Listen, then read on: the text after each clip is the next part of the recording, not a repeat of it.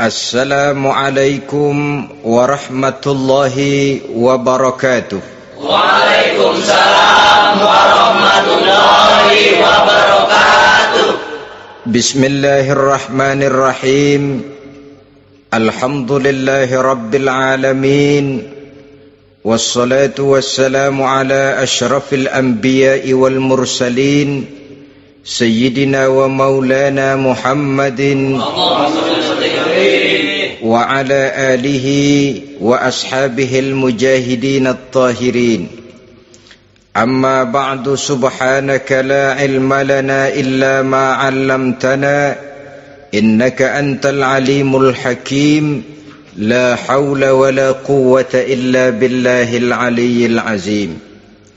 Saudara-saudara kaum muslimin, terutama adik-adik para remaja dan pemuda yang saya cintai, apabila seseorang akan membangun rumah, tentu saja dia akan mengadakan beberapa pilihan. Sejak dari memilih lokasi di mana rumah itu akan didirikan, sampai kepada menentukan bahan-bahan kualitas yang akan dipakainya, sampai kemudian kepada wujud dan bentuk rumah yang akan ditinggalinya. Demikianlah bahwa untuk membangun sebuah rumah yang hanya untuk menaungi kehidupan di dunia ini, kita mengadakan berbagai macam pilihan. Apalagi kalau kita akan membangun sebuah rumah tangga yang kita harapkan tidak hanya akan menaungi kehidupan di dunia ini, tidak hanya untuk kepentingan kita saja, tetapi juga untuk kepentingan anak cucu kita di belakang hari, termasuk sampai kepada hari akhirat nanti. Oleh karena itu, pada pertemuan kali ini, saya hanya ingin khusus berbicara kepada adik-adik remaja dan para pemuda, bagaimana sebaiknya memilih jodoh menurut ajaran agama Islam. Dalam Al-Quran, Allah subhanahu wa ta'ala menjelaskan, Zuyyina linnasi hubbus syahawati minan nisa, bahwa manusia apapun jenisnya, asal dia bernama manusia, dihiasi dengan perasaan cinta kepada perempuan. Jadi sejak dahulunya secara fitrah, laki-laki senang kepada perempuan, sebagaimana perempuan pun senang kepada laki-laki. Dihiasi rasa cinta ini dalam kehidupan manusia. Dan oleh karena adanya rasa cinta, berkembanglah segala macam persoalan. Sehingga seorang ahli cinta pernah berkata, cinta adalah 5 huruf yang membuat persoalan tidak akan pernah selesai. 5 huruf yang membuat persoalan tidak akan pernah selesai-selesai. Tetapi dalam kehidupan sehari-hari sering kita saksikan bahwa cinta ini bisa mendorong, memberikan motivasi yang baik, dan cinta ini pun bisa juga memberikan dorongan yang tidak baik. Oleh karenanya, apabila cinta itu ibarat setetes embun yang jatuh di bumi yang subur, akan tumbuhlah di atasnya aneka ragam bunga-bungaan yang harum semerbak, indah mewangi, sedap dipandang orang, menebarkan rasa aman, damai, sentosa, dan begitu selanjutnya. Tapi jika cinta itu jatuh di hati yang gersang dan tandus, tidak ada yang akan dapat tumbuh di sana selain sirih memanjat batu, kuning daunnya, lemah gagangnya, maka cinta yang semacam itu tidak akan memberikan dorongan positif kepada seseorang di dalam kehidupannya. Maka lebih dahulu kita akan membicarakan cinta dalam artian yang positif ini, untuk nanti sampai kepada perempuan yang bagaimana yang harus kita cintai, atau laki-laki yang bagaimana yang harus dicintai oleh seorang perempuan. Saudara hadirin yang saya hormati, cinta dalam artian yang positif, pertama, dia selalu mendatangkan keindahan. Yang kedua, cinta itu memberikan energi atau semangat untuk berjuang.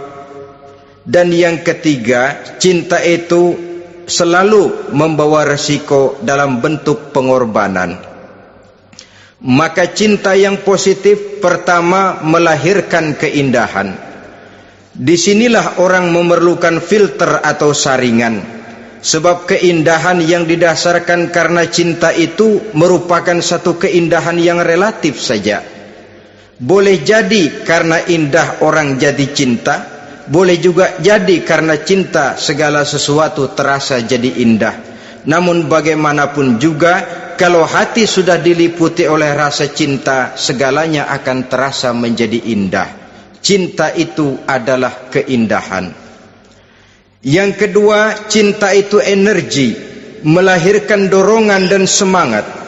Yang lemah bisa menjadi kuat, yang takut bisa menjadi berani, yang jauh jadi terasa dekat. Itu semua karena dorongan cinta. Dan dari energi ini lahirlah yang ketiga, bahwa cinta adalah pengorbanan. Sehingga orang berkata, berani bercinta artinya harus berani berkorban. Takut berkorban, jangan bercinta. Kalau cinta ini kita salurkan kepada nilai-nilai agama umpamanya, yang pertama, cinta mendatangkan keindahan. Kita cinta kepada agama, maka apapun yang diperintahkan oleh agama akan terasa menjadi indah. Solat akan terasa menjadi indah, puasa terasa menjadi indah, zakat terasa menjadi indah, jihad pun akan terasa menjadi indah. Persis kalau kita cinta kepada seorang gadis. Jika kita cinta kepada seorang gadis, apanya saja akan kelihatan menjadi indah. Jalannya terasa indah, lenggang-lenggoknya terasa indah, suaranya merdu padahal cemprengnya bukan main.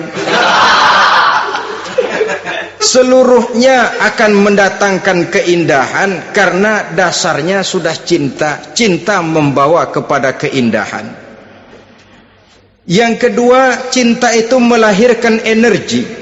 Orang yang cinta kepada agama akan lahir tenaga dan semangatnya melaksanakan ibadah, melaksanakan puasa, melaksanakan zakat, melaksanakan solat, melaksanakan haji, bahkan melaksanakan jihad sekalipun. Cinta selamanya menimbulkan energi dan semangat. Sama saja dengan kita apabila jatuh cinta kepada seorang gadis, walaupun rumahnya jauh, katanya, gunung pun akan kudaki, lautan pun kuseberangi. Untuk apa itu? Untuk menemui apa yang kita cintai. Cinta selamanya melahirkan energi. Capek tidak terasa, lelah tidak terasa, semuanya tertutup oleh keindahan yang bernama cinta. Lalu yang ketiga, cinta membawa pengorbanan. Apabila kita cinta kepada agama, maka pengorbanan terhadap apapun yang diminta oleh agama, baik itu pengorbanan waktu, tenaga, pikiran, harta, bahkan pengorbanan nyawa sekalipun, kita tidak akan berat melaksanakannya karena cinta kita kepada agama yang kita anut ini. Demikian juga cinta kita kepada seorang perempuan akan membuat kita rela berkorban. Apapun yang dia minta, jangankan kita tidak mampu, jangankan kita mampu, kita tidak mampu sekalipun, kita masih berusaha untuk mampu guna memenuhi tuntutan si buah hati belahan jantung. Kadang-kadang malam minggu si doi ngajak nonton, umpamanya duit tidak ada, gajian belum, kerja enggak, timbullah inisiatif, entah sepatu kita jual ke tukang loa, entah celana mampir dulu ke tempat lain. Yang penting kita berkorban untuk memenuhi permintaan si buah hati belahan jantung. Ketika itu pengorbanan sudah tidak kita rasakan lagi. Bahkan pengorbanan yang paling pedih sekalipun, dalam gurau, dalam bercanda misalnya, dicubit kita oleh kekasih kita, pedih bukan main, terkelupas kulit, mengalir darah, bukan nangis, nyengir. malah kadang-kadang minta tambah dicubit lagi. Itulah romantikanya cinta, sanggup membuat orang berkorban, melahirkan energi dan semangat, menambah keindahan dalam kehidupan, sepanjang dia dalam artian yang positif.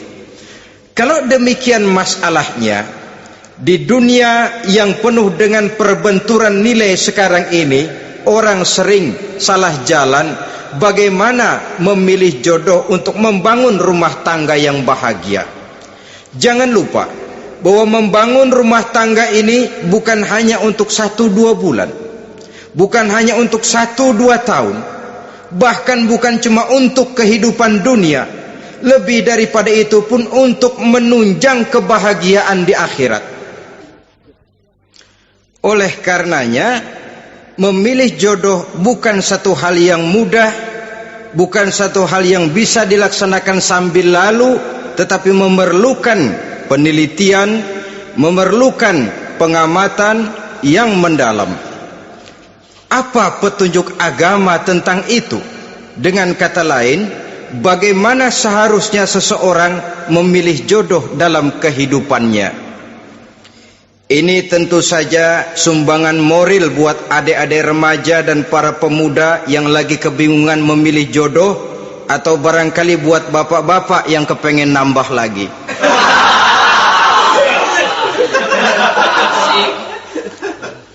Mohon maaf kepada ibu-ibu, saya tidak menganjurkan, cuma ngajarin. Yang pertama, menurut Nabi, nikahilah perempuan itu karena rupanya, karena hartanya, karena keturunannya, dan karena agamanya. Ada 4 motif utama di sini. Pertama, memilih jodoh, lihatlah rupanya. Lagian siapa yang kepengen dapat jodoh rupanya nggak karu-karuan? Cari rupa yang cantik, indah, dan menawan. Namun jangan lupa, saya katakan di zaman di mana sering terjadi benturan nilai seperti sekarang ini, orang sulit untuk mendapatkan keaslian. Di mana teknologi sudah sedemikian canggih, di mana ilmu kedokteran sudah sedemikian maju, maka berbagai macam rupa bisa dibentuk dengan apa yang dinamakan operasi plastik misalnya. Yang pesek bisa dibikin mancung, kuping yang kelebaran bisa dibikin sedang, pipi yang kembung sebelah bisa dibikin rata, janggut yang tidak menarik bisa dibikin bak lebah bergantung katanya. Oleh karena itu, kalau pilihan hanya tertuju kepada rupa yang cantik saja semata-mata, kita sudah melakukan satu kesalahan yang sangat besar. Sebab apa? Diperingatkan oleh Nabi melalui hadis Ibnu Majah, Bazar dan Baihaqi dari Ibnu Umar. Janganlah kamu kawini seorang perempuan karena kecantikannya, sebab kecantikan boleh jadi akan mencelakakan. Jangan juga kamu kawini perempuan karena hartanya, sebab kekayaan biasanya akan mendatangkan kesombongan. Tetapi kawinilah karena agama dan akhlaknya, karena itulah yang akan membawa kepada kebahagiaan. Saudara-saudara kaum muslimin, terutama adik-adik remaja dan para pemuda, dikala usia puber, apalagi mata baru terbuka, awal balik namanya, remaja sering kehilangan filter. Pokoknya asal ngelihat rupa yang sudah lemot, denok, geboy, pikiran pun hanyut, malam terkenang, siang terbayang, tidur tak nyenyak, makan tak enak katanya, selalu terbayang wajah si doi. Dikala itu orang kehilangan pertimbangan bahwa rupa yang cantik kadang-kadang sering menipu. Diriwayatkan oleh Imam Ibnu Abbas, satu hari ketika sedang kumpul dengan para sahabat, lewatlah orang dengan potongan potongan orang kaya. Kelihatan kan, orang kaya sama orang miskin jalannya aja lain kan. Jalannya saja, jangan gaya hidupnya, jalannya saja lain. Liwat dia. Rasul bertanya kepada seorang sahabat, menurut pendapatmu bagaimana orang yang lewat itu? Kata sahabat, oh yang lewat ini ya Rasul, kalau dia meminang perempuan pasti diterima, kalau dia menolong orang pasti berhasil, kalau dia ngomong pasti didengerin. Kenapa? Orang kaya. Orang kaya ya Rasul. Kalau dia minang, perempuan mana yang kagak bisa menerima kalau dipinang oleh orang kaya, biar mukanya udah belipet kayak dompet tanggung bulan. Kalau memang duitnya banyak, nggak kelihatan tuh muka yang belipet, yang kelihatan duit. Kalau dia nolong orang, pasti berhasil apa yang dia tolong itu. Kalau dia ngomong, pasti didengerin orang, walaupun omongannya biasa-biasa saja. Kenapa? Orang lihat penampilannya. Sudah, ketika orang itu lewat, beberapa lama kemudian lewat lagi seseorang yang kelihatannya miskin. Rasul tanya lagi, kalau orang ini, bagaimana pendapat kamu? Wah, potongan begini sih Rasul. Kalau dia minang, orang tolak. Siapa yang mau kawin sama kere begini? Kalau dia nolong orang, pasti nggak berhasil. Kalau dia ngomong, kagak bakalan ada yang mau dengerin. Siapa yang mau dengerin orang susah ngomong? Setelah orang itu lewat, apa kata Rasul? Orang yang terakhir, yang lewat ini, yang barusan lewat, jauh lebih baik dari yang pertama yang lewat tadi. Jauh lebih baik. Maksud dari ucapan ini, Rasul sebenarnya mendidik para sahabat jangan tertipu oleh penampilan. Sebab penampilan tidak selamanya mencerminkan keaslian.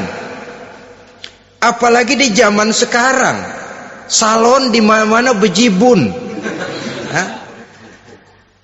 Alis mata bisa dibikin, pipi bisa dicat. Yang pinggir kuning, yang tengah merah, di sebelah merah ada yang kehitam-hitaman, persis orang kepentok tiang listrik.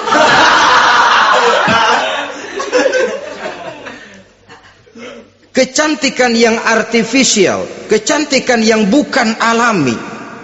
Karena itu silakan saja cari yang cantik, tapi jangan terpaku sampai di situ. Sebab kecantikan di samping dia mudah berubah oleh pergeseran masa dan pertukaran waktu, ternyata penampilan tidak selamanya mencerminkan keaslian. Lain hari seorang sahabat pernah mengadu, ya Rasul, ada apa? Inna imraati la turaddu yadul lamis. Ya Rasul, istri saya tidak pernah menolak tangan orang laki yang menjamahnya, mengajak salaman kepadanya. Apa jawab Rasul? Ceraiin aja.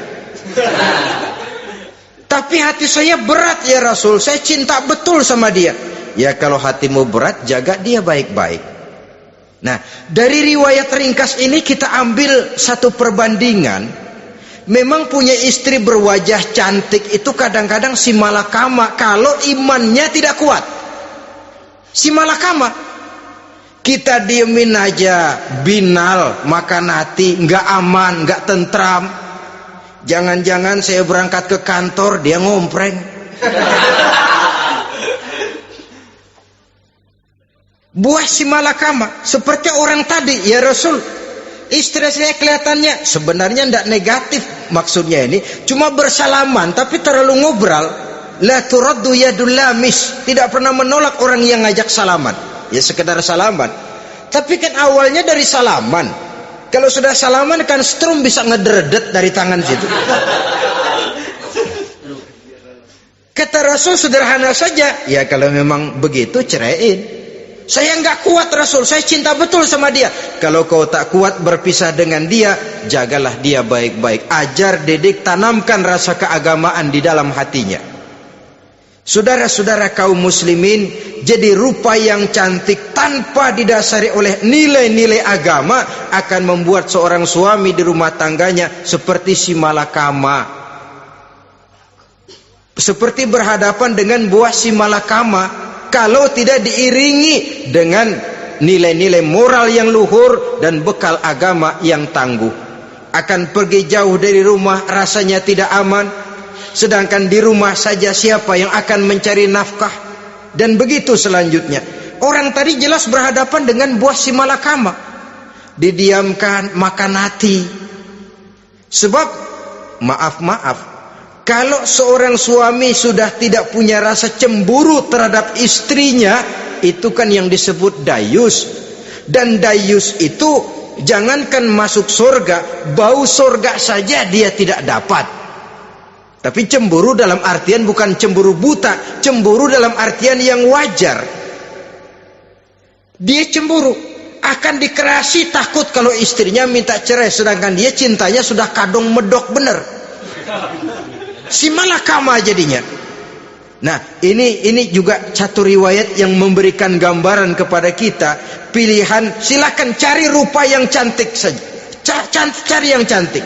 Tapi kalau itu dijadikan motif utama tanpa dasar-dasar agama, saya khawatir nanti rumah tangga kita akan berhadapan dengan buah si malakama. Jadi adik-adik remaja, usaha, ikhtiar, cari yang cantik, yang kira-kira nggak membosenin, supaya kita betah tinggal di rumah, supaya kita merasa ada tempat berbagi rasa, ada tempat kita bernaung. Sebab kalau nyari bini sebini-bininya mah, ya jodoh di tangan Tuhan, kagak usah nyari juga ntar datang diri umpamanya. Iya, kalau yang datang peot. Orang harus berusaha, walaupun pada akhirnya jodoh toh memang ditentukan Allah. Kan 3 hal yang kita tidak bisa menentukan itu katanya. Maut, rezeki, jodoh. Itu yang masuk mysterious problem. Problem yang misterius. Maut, misterius. Kapan kita mati, kita sendiri tidak tahu. Tahun depan, 50 tahun lagi, 100 tahun lagi, tidak pernah seorang pun diberitahu. Tapi yang pasti dia bakal datang. Kapan dan di mananya kita tidak tahu. Bisa di rumah, bisa di masjid, ya alhamdulillah. Bisa di majelis taklim, syukur. Bisa di medan perang membela agama, bagus. Pasti dia akan datang. Maut, mysterious problem, sesuatu yang kita tidak tahu kapan datangnya. Rezeki gitu juga, sehingga orang sering bilang rezeki katanya kayak bayangan. Kita uber-uber dia lari, kita diam dia mah diam. Setengah mati kita uber-uber, emang ukuran segitu aja. Begitu kita nggak ngapa-ngapain, datang yang bawain rezeki. Namanya rezeki itu mysterious problem. Kadang-kadang ngobek, sungsang, sumbul, udah segala tanah orang kita ukur-ukurin. Udah segala ngomong sudah nggak ada yang loh, terus udah buta. Tapi memang bayangan, kalau belum rezeki ya belum. Kadang-kadang nyari kode sampai tidur di kuburan, belepotan tanah kuburan loh. Yang aneh lagi kadang-kadang orang gila ditanyain. Allahu Akbar, ini kode-kode zaman sekarang ini. Sampai orang waras nanyain orang gila, itu gimana itu? Ini sudah efek yang betul-betul negatif. Sudah jelas orang gila kok ditanya. Apa kira-kira yang nanya nggak lebih gila dari yang gila itu?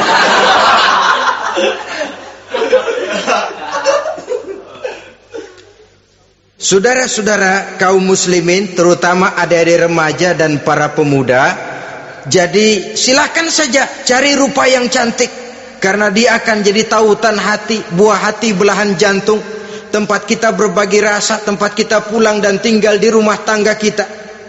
Tapi hendaknya kecantikan rupa itu diiringi juga dengan kecantikan budi.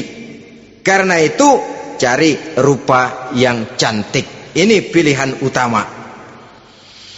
Yang kedua, kata Nabi, harta, cari yang kaya. Tetapi jangan lupa, jangan dijadikan pilihan utama, karena kekayaan sering mendatangkan kesombongan. Apalagi kalau seorang pemuda mendapat istri orang kaya. hidupnya dimodali oleh istrinya, maka biasanya wibawanya sebagai seorang suami akan hilang. Akhirnya komando di tangan istri. Dikala itulah suami tidak lebih daripada prajurit yang taat kepada komando istrinya. Padahal menurut konsep Quran, ar-rijalu qawwamuna 'alan nisa, laki-laki diciptakan sebagai pembimbing bagi perempuan. Kalau nanti suatu saat terjadi benturan, sedangkan modal diberikan oleh istri, terjadilah pengungkitan. Kata istrinya apa? Lu jangan bertingkah, lu kan kawin sama gue, modal lu kolor doang.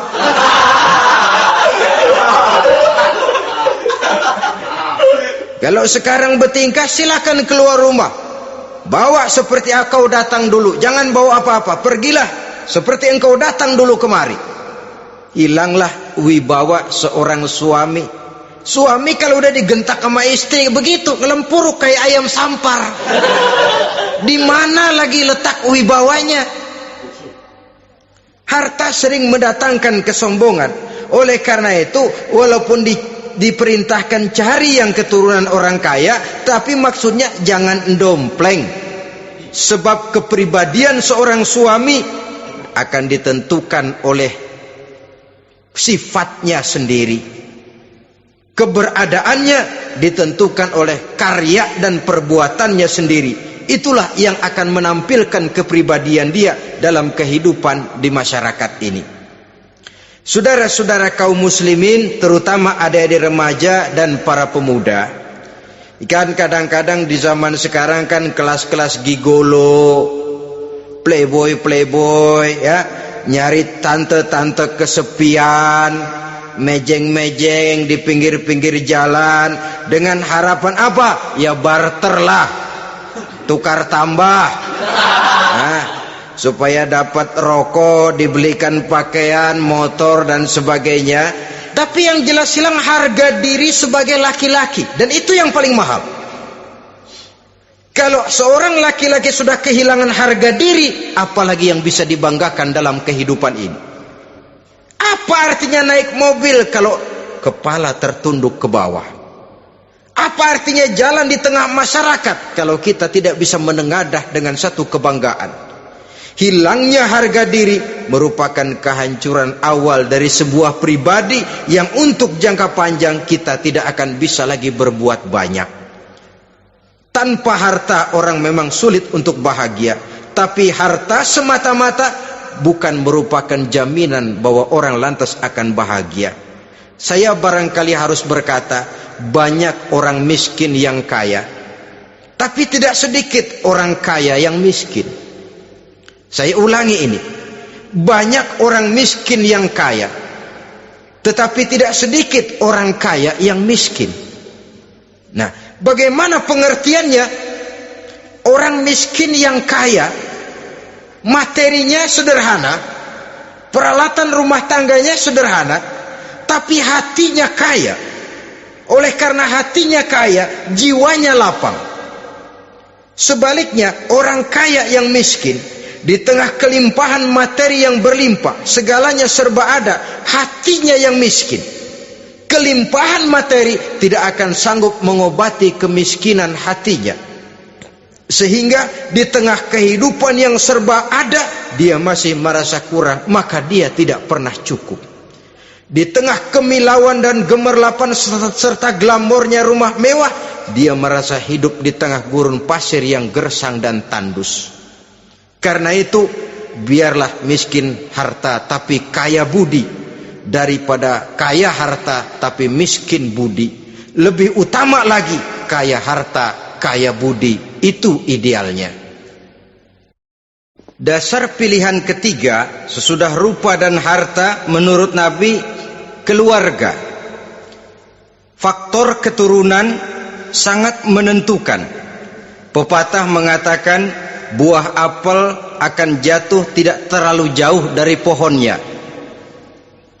Biasanya kalau bapak kalong, anak kampret. Bapak nyolong, anak nyopet. Itu fotokopi.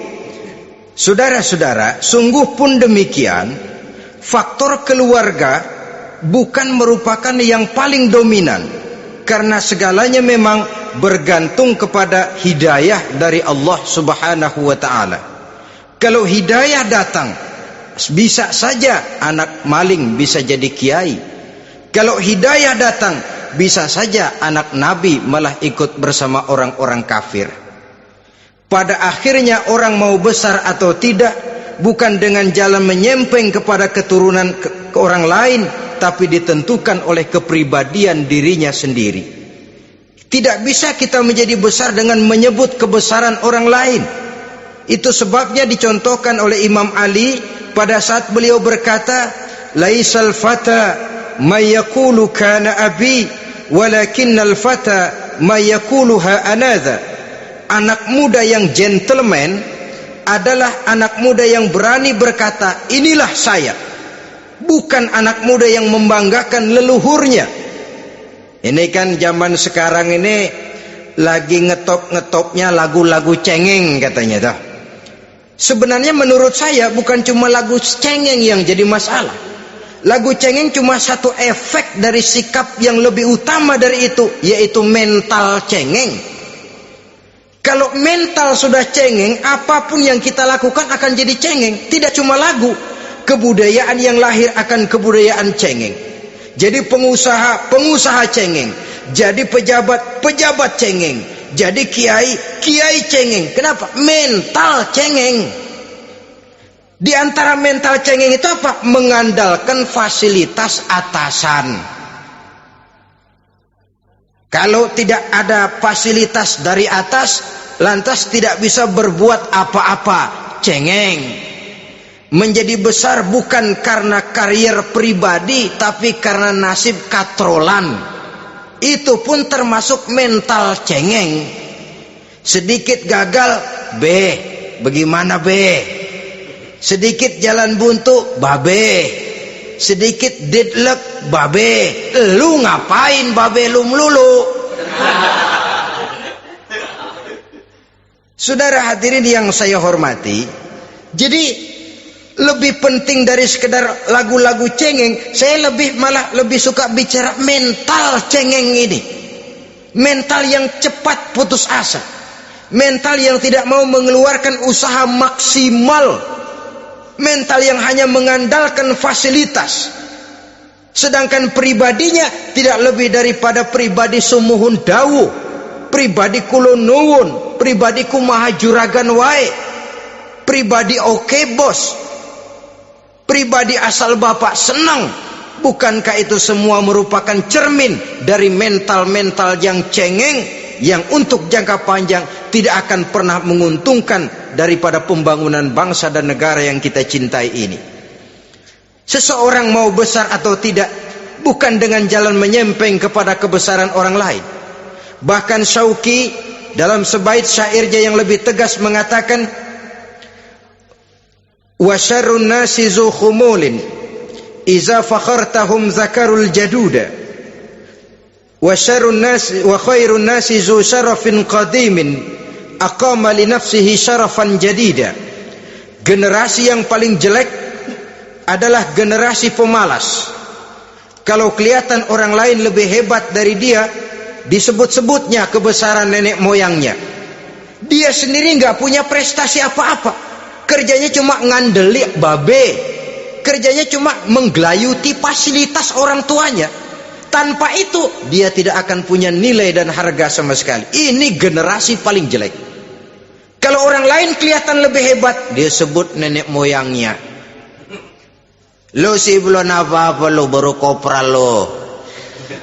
Engkong gua no, komandan Hansip. Engkongnya yang disebutin. Dia sendiri tidak punya prestasi apa-apa. Jadi silahkan saja cari gadis dari keturunan keluarga yang baik-baik, tapi jangan jadikan tendensi utama, jangan dengan niat untuk menyempeng kepada kebesarannya, tapi paling tidak dengan niat agar mudah-mudahan dari benih yang baik ini akan lahir keturunan-keturunan yang baik pada akhirnya nanti. Itu yang kita harapkan. Bukan lalu dengan pertimbangan, weh, mertua gue bos nih, kali aja begitu gue kawin dia mampus. Ini semua warisan kan jatuh kemari semua. Kalau itu niatnya sudah jelas salah. Kita mencari perempuan dengan keturunan-keturunan yang baik dengan berharap agar anak-anak kita nanti yang akan merupakan benih cucunya akan melahirkan kebaikan-kebaikan seperti leluhurnya dulu. Saudara, pilihan yang keempat kata Nabi, agama. Ini yang paling inti. Kenapa? Agama itu motivasinya moral. Di sini segalanya ditentukan. Rupa yang baik, harta yang banyak, keluarga yang luhur. Kalau sudah dilandasi oleh agama yang rapuh, bahkan tidak beragama sama sekali, ketiga hal di atas tadi hanya akan mendatangkan malapetaka. Sekarang kan kita tertipu oleh penampilan, padahal penampilan belum tentu kenyataan. Di jalan-jalan kita akan lebih terpesona melihat gadis pakai miniskirt di atas lutut ketimbang kita melihat gadis-gadis yang pakai jilbab. Kalau sudah pakai jilbab keliwat, yang usil banyak banget, bau sorga nih.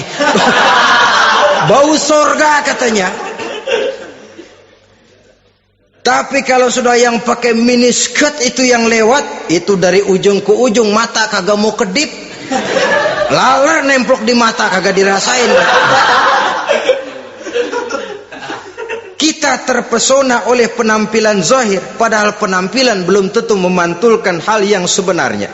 Tapi memang itulah watak manusia. Watak manusia, saya katakan manusia tanpa kecuali.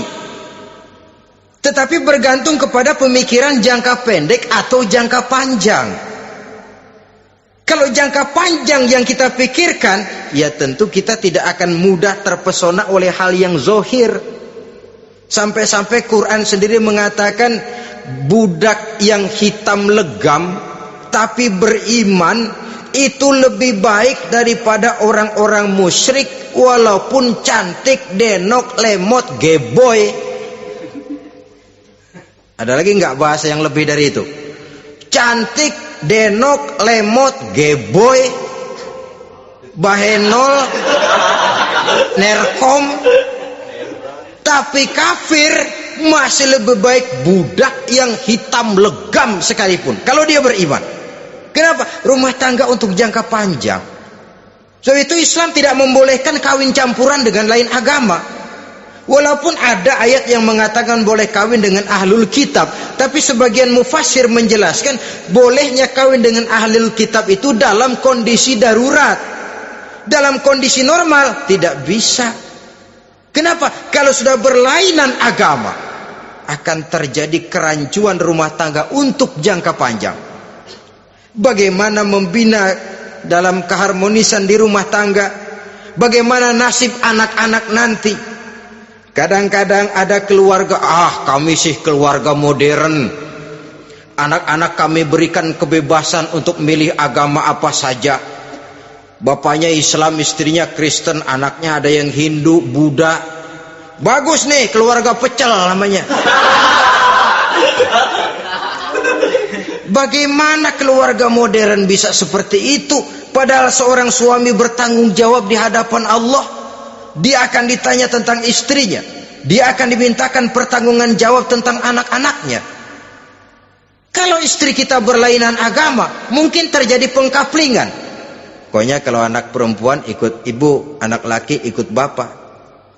Administrasi dunia bisa begitu, tapi akhirat pertanggungan jawab di hadapan Allah. Bisakah kita? Sorry aja Tuhan emang janjinya begini.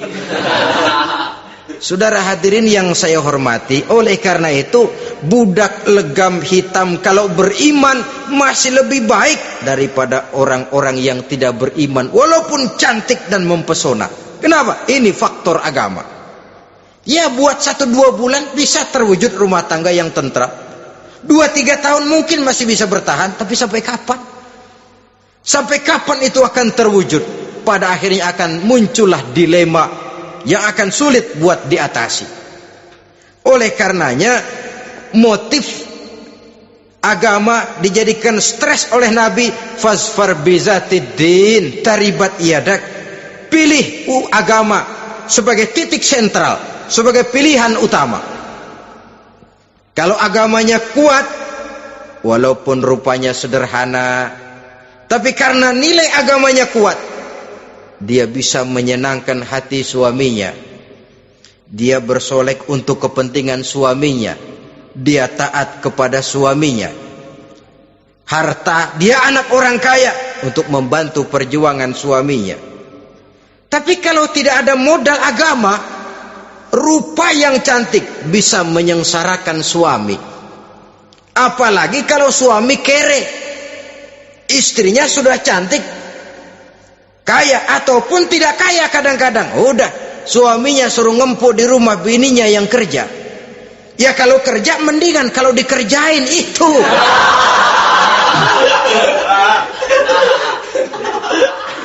Itu yang repot.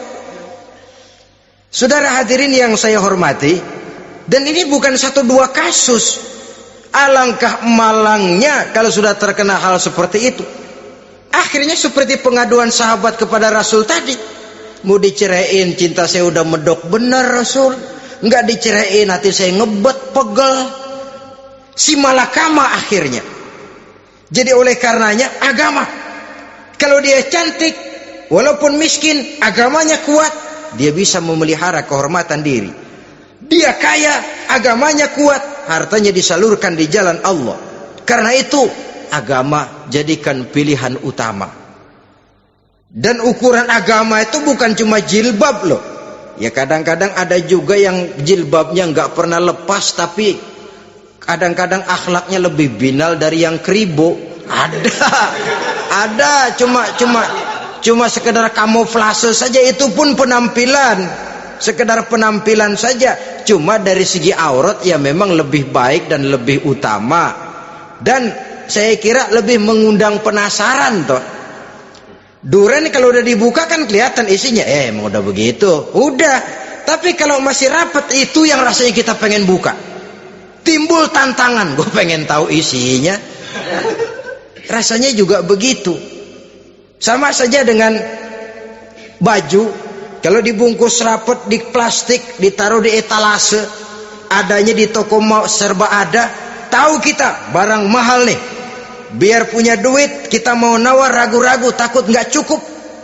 Tapi kalau barang sudah dibuka di jalanan, diobral di pinggir jalan, murahan, 1.003 masih dicampur odol. Yang begitu sih biar nggak punya duit, kita berani banget tanya, nawar, megang lagi nyemek. Berat duit nih bang. Kenapa? Barang sudah terbuka. Jadi saudara-saudara, syukur kalau keempat-empatnya ini jodoh, terkumpul dalam jodoh yang saudara cari. Sudah rupanya cantik, kaya, keturunan orang baik-baik, agamanya kuat. Nah, surga dunia tuh. Yang begitu cari. Kalau ada yang begitu, saya juga mau nambahin satu lagi.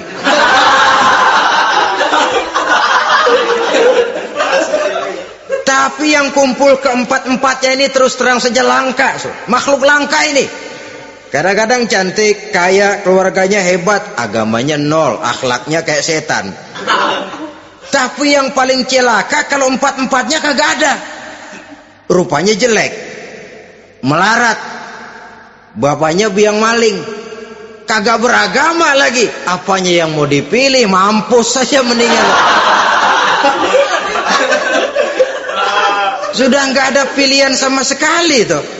Sudah nggak ada pilihan sama sekali. Saudara hadirin yang saya hormati, terutama adik-adik remaja. Nah, lalu apa motivasi agama dalam pembinaan ini apa? Agama ini kan memberikan contoh bahwa perempuan yang baik itu, yang kita ingin jadikan dia sebagai ideal dalam pencarian jodoh, tandanya 3. Iza ra'aitaha sarratka, kata Nabi. Kalau dipandang, dia bisa menggembirakan kamu. Kan ini yang penting buat seorang suami. Kalau saudara nanti jadi suami, punya istri yang jadi partner setia mendampingi suaminya. Kalau dilihat nggak bosenin, Kenapa? Dia berdandan untuk nyenangin hati suaminya, enggak bosenin. Kan kadang-kadang ada bini kalau kita pulang demek aja fotonya.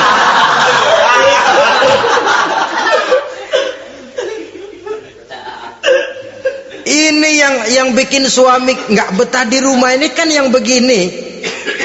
Adapun perempuan yang beragama, apabila dipandang oleh suaminya, dia pandai menyenangkan hati suaminya.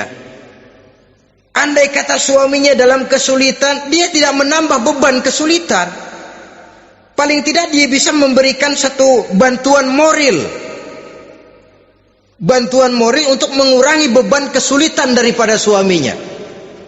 Suami pulang dagang rugi, kata istrinya, romantika bang, sekali-sekali lah, masa selamanya dagang mau untung, besok siapa tahu untung lebih besar. Kan meringankan toh. Kadang-kadang enggak, suami pulang dagang dari pasar panas rugi, sampai rumah bini pidato pletar-pletor, lu dagang rugi emang lu laki goblok.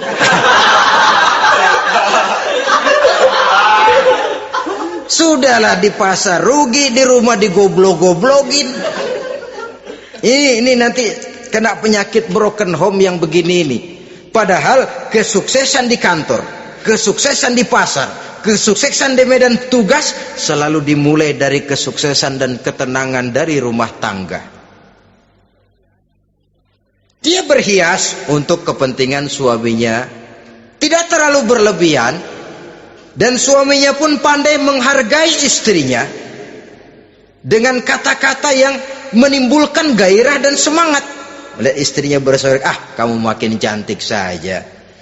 Jangan juga kadang-kadang suami ketus, ngelihat pulang kantor, lihat suaminya, istrinya dandan rapi, tumben lu mau bekasin apa? Mau bekasin katanya. Artinya apa ini? Pandai mengembirakan, bisa tenggang rasa, bisa berbagi rasa. Sehingga suami merasa ada tempat dia bertukar pikiran, ada tempat dia membicarakan persoalan. Dialog dalam kehidupan berumah tangga itu sangat diperlukan. Iza ra'aitaha sarratka, kalau dipandang dia sanggup mengembirakan kamu. Dikasih uang 500 senyum, 5.000 pun ketawa, menggembirakan. Dia bisa taruh kata hatinya kesel, tapi mulutnya senyum. Nah ini yang sulit ini, senyum tapi kesel, kesel tapi senyum. Kadang-kadang istri itu kan kalau sudah kesel, suami pulang nggak bisa dia menyembunyikan kekesalannya. Dari jauh suami sudah lihat ini yang nyambut, ini bemo ini. Udah monyong serem. Saudara hadirin yang saya hormati, yang kedua, bila diperintah dia taat. Ini pengaruh agama. Sehingga Nabi mengatakan, "Lau amartu li ahadin ayyasjuda ila ghairiha, la amartul mar'ata litasjuda ila zawjiha likibari haqqihi 'alaiha." Andai kata saja boleh aku memerintahkan manusia untuk sujud kepada sesama manusia, pastilah aku perintahkan perempuan untuk sujud kepada suaminya. Kenapa? Karena besar hak suaminya kepada dirinya. Untung sujud kepada manusia tidak boleh. Andai kata boleh, perempuan disuruh sujud sama suaminya. Ini tidak perlu sampai sujud, cium tangan saja minta ridho suami. Kadang-kadang perempuan sekarang berat. Paling banter setahun sekali lebaran doang. Laki pulang sembahyang tubruk, cium tangan minta redo, nangis segala macam. 3 hari habis lebaran beras habis, monyong aja lagi.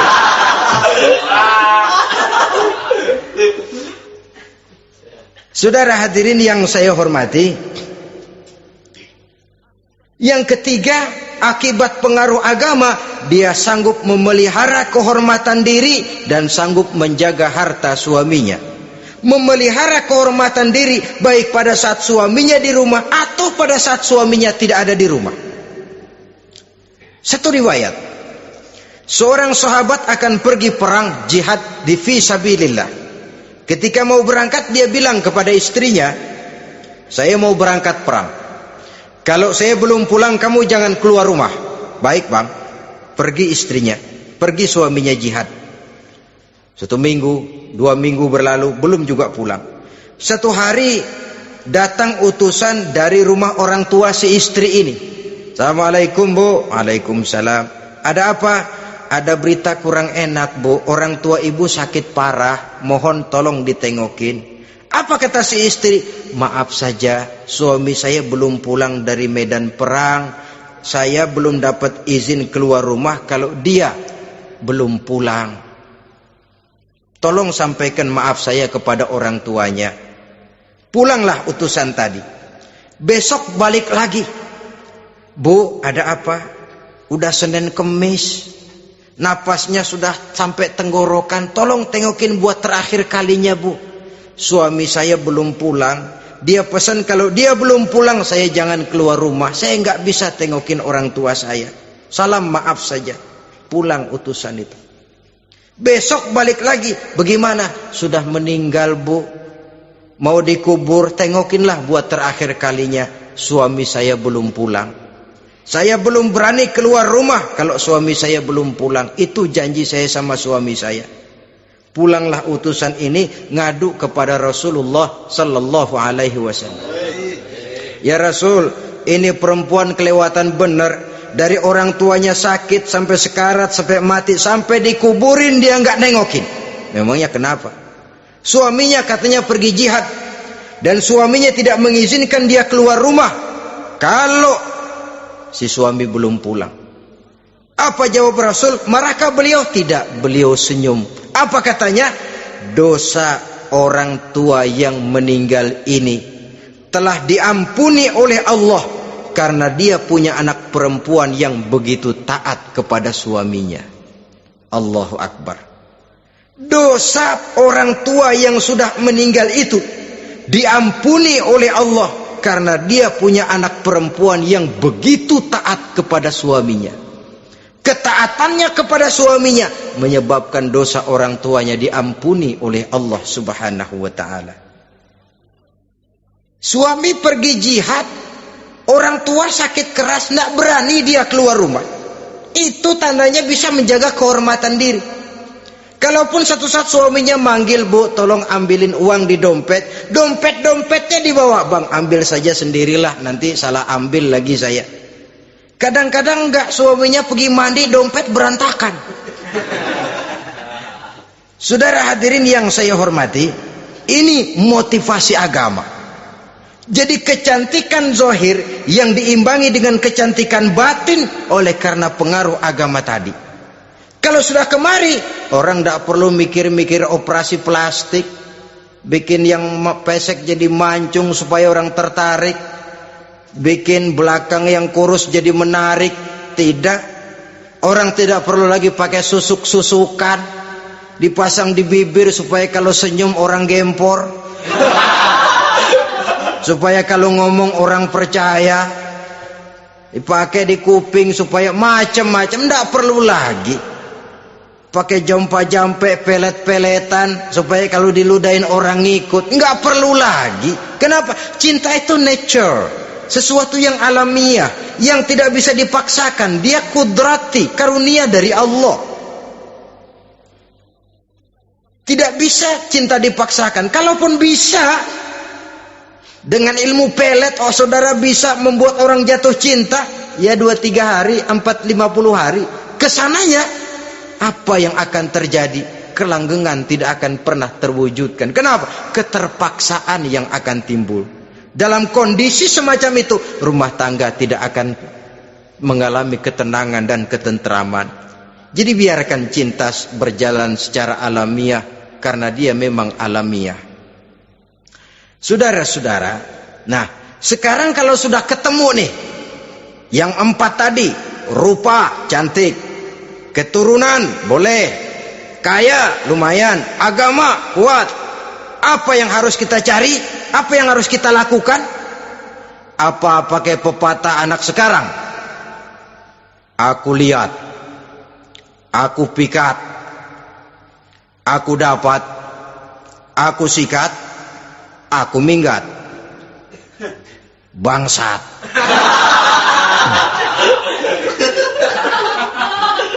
Itu kan ada moto cinta kilat begitu tuh. Cinta kilat katanya. Aku lihat, aku pikat, aku dapat, aku sikat, aku minggat. Bangsat. Atau kita harus hanyut dalam arus free love, free sex, summon liven, eksperimen dulu? Tidak. Islam mengajurkan kalau memang seret, ini rasanya ini nih, mantap gue nih. Apa yang diajarkan oleh Islam selanjutnya? Meminang, saudara-saudara. Meminang adalah langkah awal untuk mengikat tali pernikahan.